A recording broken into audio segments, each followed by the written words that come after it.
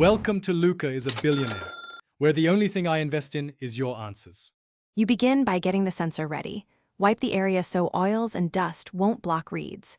Then, open Settings, go to Biometrics and Security and choose Fingerprints. Authenticate with your PIN or pattern so you can enroll. Place the same fingertip on the sensor and follow the on-screen lift and rest prompts. Do this calmly. Once done, the phone captures multiple angles for accuracy, which explains why you should slowly roll and reposition your finger during this first stage. Next, you refine recognition by enrolling additional fingers and varied positions.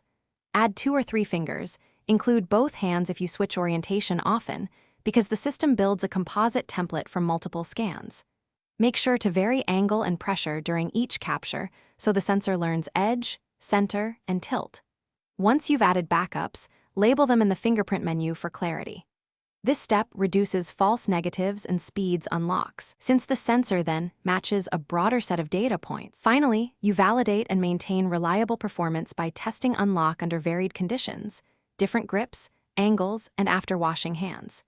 If recognition fails repeatedly, delete that fingerprint and re-enroll using a clean, dry fingertip while slowly rolling from one edge to the other.